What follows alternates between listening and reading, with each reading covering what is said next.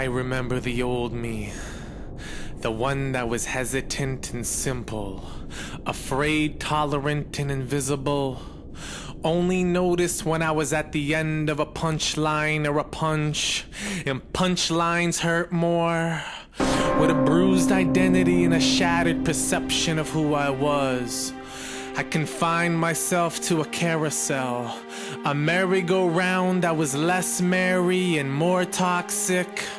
A systematic awkwardness, a discomfort and disconnect with salvation, a punishment deserved, a loneliness inherited because I did not fit in with them. I lingered in a constant nightmare, sleepwalking my days away, helplessly, hopelessly, horrified.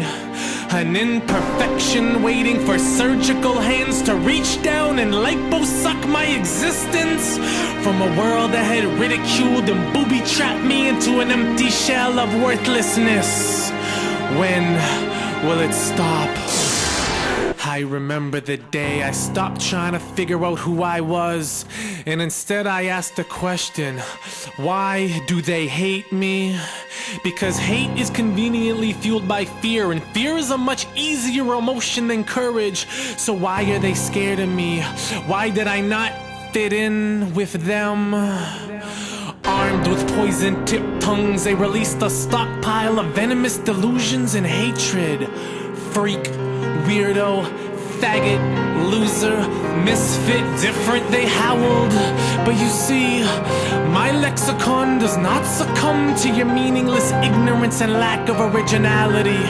My shoulders have carried the weight of 1,000 voiceless screams. So I stand here before you and say, do your worst. Words are wind, and your weapon of choice will no longer control me. You will no longer render me inferior. So while they dwell in that pitiful superficial cave, the flames of the roaring fire dance upon the wall. They remain mentally shackled, possessed by the puppet shadows projected before them. Distorted vibrations, cocooned by the unaware, cookie-cutter personalities with hollowed minds, for that is their reality. They try to confine me to the night, but I like the taste of the dark. And as I look through the cracks in the wall and untangle the cobwebs of thought, I finally know who I am. I will no longer be backhanded or backstabbed. I can no longer backpedal and black out. I will no longer stand still and fear the worst. I've got a fetish for destruction and an appetite for creativity.